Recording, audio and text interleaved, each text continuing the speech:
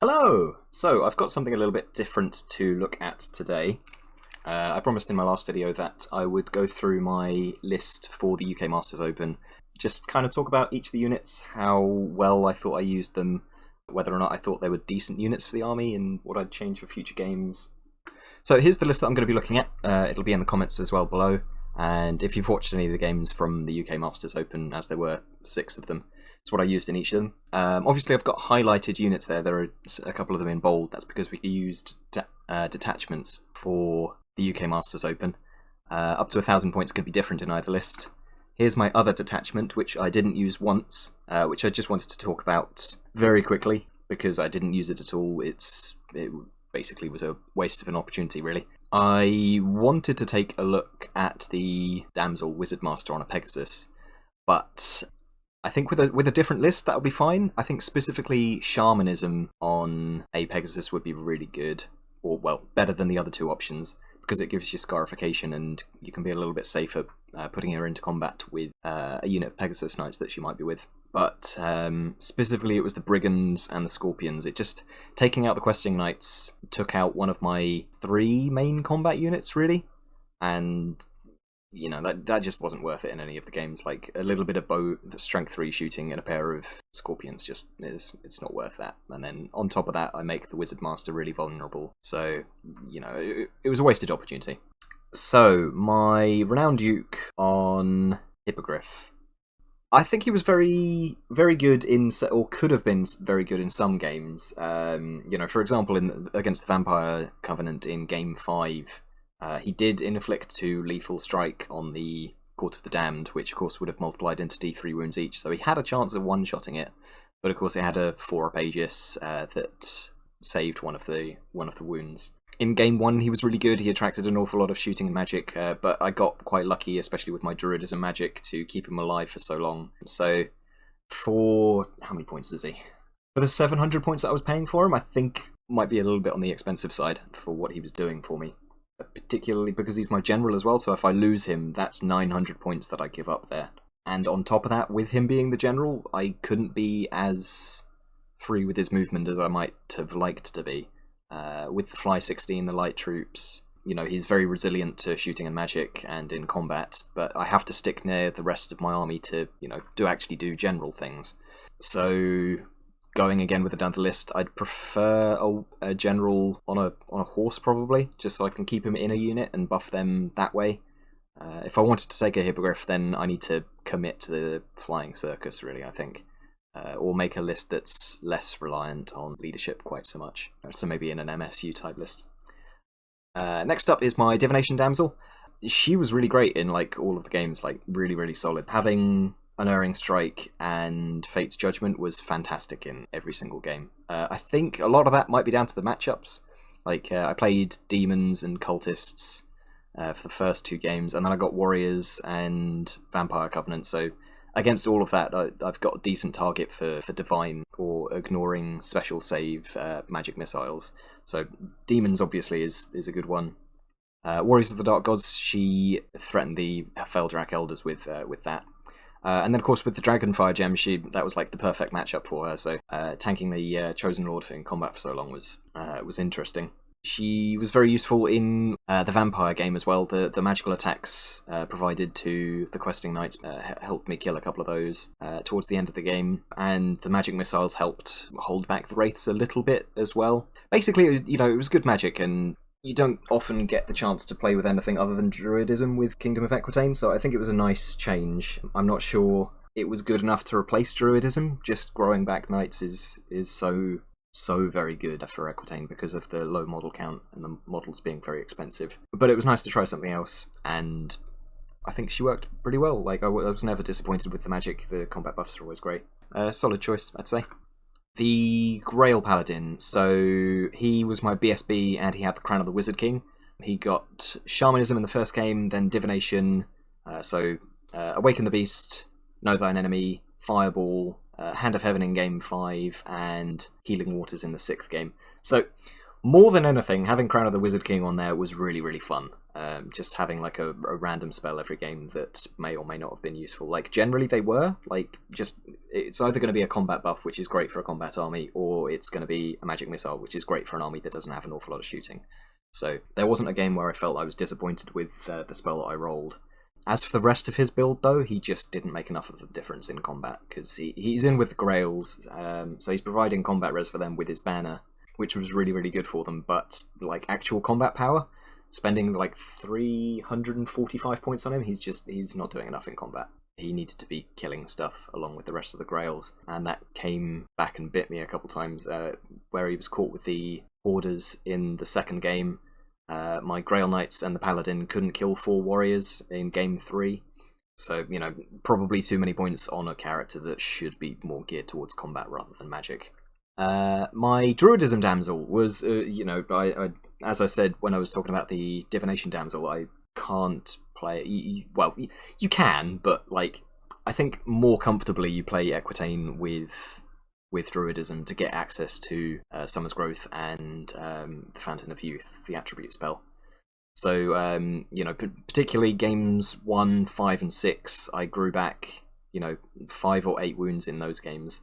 She died pretty early on, and I had a very sudden collapse in game 2, and then she panicked off the board in game 3. But in the other 3 games, that sort of thing was invaluable. Like game 5, she saved a couple of... some victory points from growing back units that would have given away points otherwise. Game 1, she brought my Duke back from almost death multiple times, and against the Asklanders, bringing back the aspirants made a huge difference, keeping them alive long enough to trap the trolls, essentially. So, I think really this is where my magic should have been, but I'm glad I experimented with a heavier magic setup. My last charge, Realm Knights. So I think this was a really, really good unit. It was really nice having Knights of the Realm instead of aspirants, because it meant that I could put the Damsel in there as a bunker, and it meant that she was nice and close to regrow Knights to get the impact hits back. But only having 12 of them made... 11 plus the Damsel for 12, so 12 impact hits on a full unit charging into a unit. Not as good. I mean, obviously that's giving up some impact hits from taking aspirants, and of course the aspirants get fearless in combat, and crucially they get reroll charges. And this unit, it goes without saying, is all about the charge. And aspirants are no less resilient. So, I mean, the strength 4 is nice, the higher weapon skill is nice, better discipline is nice, but I'm paying an awful lot of points for it, and I'm losing reroll charges, which is just, it's crucial for this unit. So I think with a lesser magic setup, I can put my Damsel in another unit, and then just take aspirants instead. As much as I like the Knights of the Realm last charge, I think the aspirants just are a better fit for it.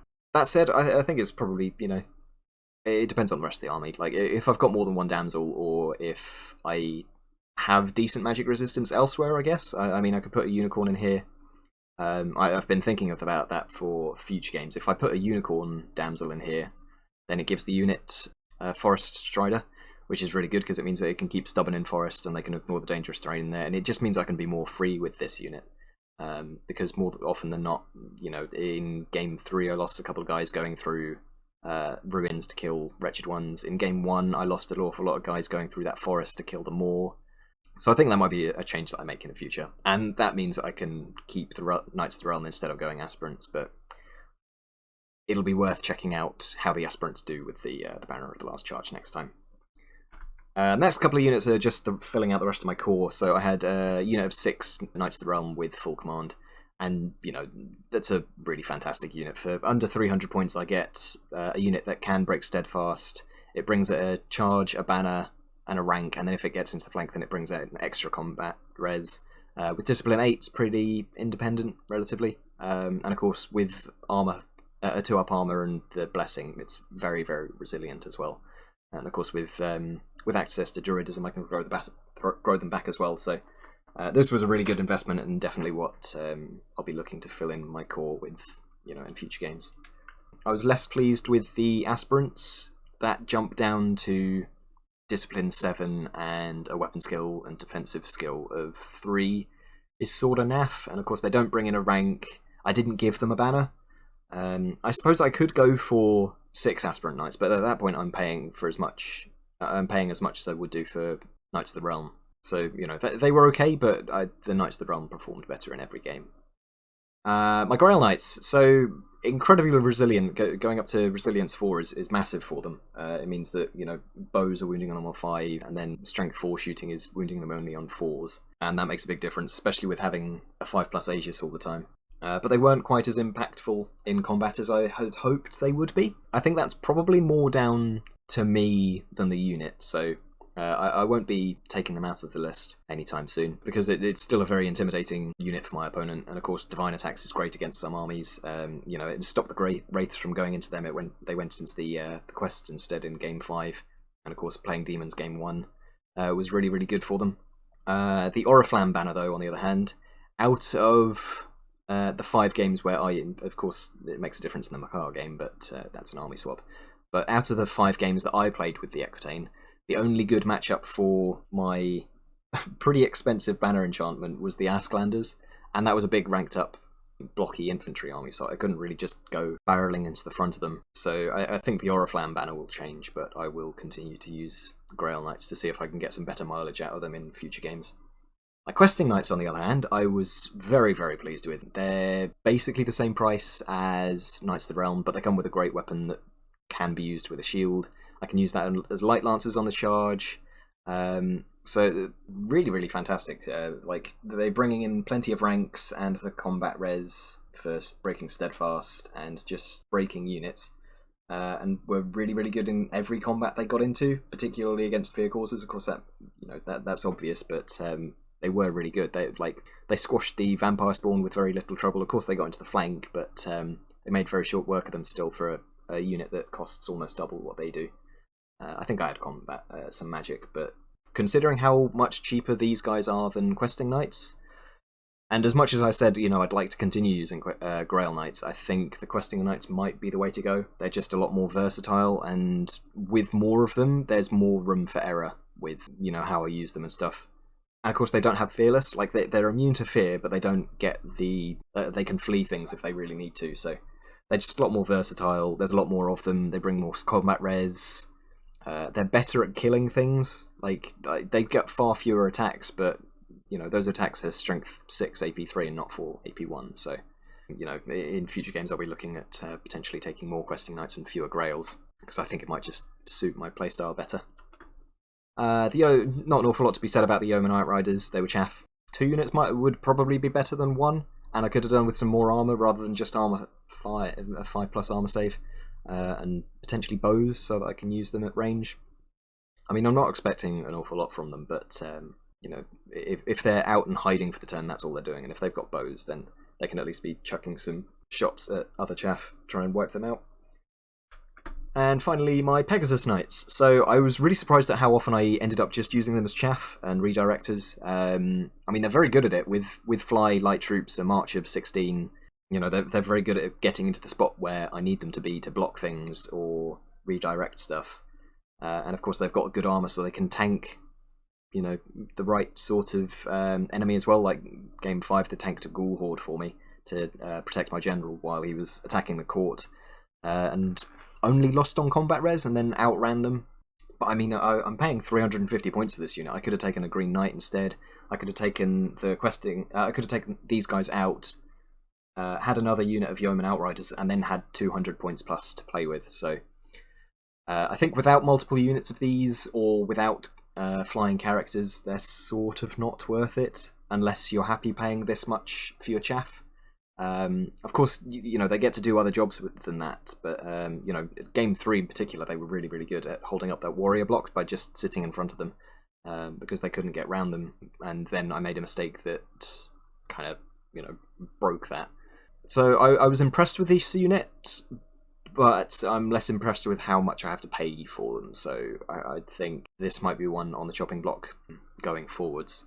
I'd like to try an army with more of them and see how that works out, because I can take up to 1800 points of airborne gallantry, so might be something I'll look into, but for a more solid blocky, you know, taking lots of traditional knights, I think these, like, I paid 40 points more for the Knights of the Quest, so when you say it like that, there's not really any competition between the two. So that's every unit in the army. Overall notes though, having just the one heavy hitter in my characters puts an awful lot of pressure on my Duke on the Hippogriff to perform against big monsters and stuff. 700 points for, to be fair, a very resilient character, but as resilient as he is, he just without rolling those sixes he needs for Renown, he's just not doing enough. So I could do with making him a little bit cheaper, saving some points elsewhere in my characters, and then taking 2 combat dukes instead, because it gives one of them the freedom to be the general to stick close, and the other one gets the freedom to go off and do his own thing. My magic, I think I invested too heavily in. I spent 785 points on magic, including the Crown of the Wizard King on my BSB. It was good. It was really good magic. I got to regrow wounds every game, almost every game. I had a couple of really good magic missiles because I had Master of Earth, Unerring Strike, and Fake's Judgment, which is really good against the opponents that I played during the UK Masters Open, not the Masters. But I mean, I can just take a Druidism Master and get access to Stone Skin and potentially Spirits of the Wood if I think I'm going to struggle against a Steadfast unit. It's just I between the Duke being too expensive and having too much pressure on him, I spent too many points on magic. So I need to save some points there, get another Duke in there, and spend whatever's left on making my BSB more powerful in combat. Because as I said before, he wasn't making enough of a difference. He'd come in with the combat res, do his magic, and that would be it. I need him to be pulling his weight more for the character points that I'm spending on him. In core, as I've said, I preferred the small unit of Knights of the Realm. I'm not sure what I'm going to do with the Banner of the Last Charge. As I said, I wasn't particularly disappointed with that unit in any game, but aspirants might be better for it, so I'm going to have to give that a go going forward. And lastly, Pegasus Knights for the points were, ultimately they were underwhelming for what I'm paying for them, considering I could be putting that into an actual combat unit, or just spending those points on far cheaper, arguably just as good chaff. They wouldn't be as tough, the Omen, but I think they'd be a better spend of points. So going forward, I think that's basically what I've talked about. I'd need more potent, more reliable combat characters. My magic needs to be more point efficient. All of my core needs to be reliable. I was pleased with the Banner of the Last Charge and the Knights of the Realm, but the aspirants were a bit meh, mostly. And my Grail Knights and Quest Knights were, particularly the Quest Knights, were really good. I could just do with more of them to get more out of that. So I think that's everything. So let me know what you think of this video in the comments below. I think this is more for me than for anybody else. It means I get to take an actual look at my army list and see what has performed, what hasn't performed, what I'm liking playing, what I'm not enjoying playing. Yeah, let me know what you think. I've got the Scottish Championships coming up next, so I'm about to play my round 5 today. So I need to get on and show the practice games and rounds 1 to 4 for that. Thanks very much for watching, and I will catch you in the next one.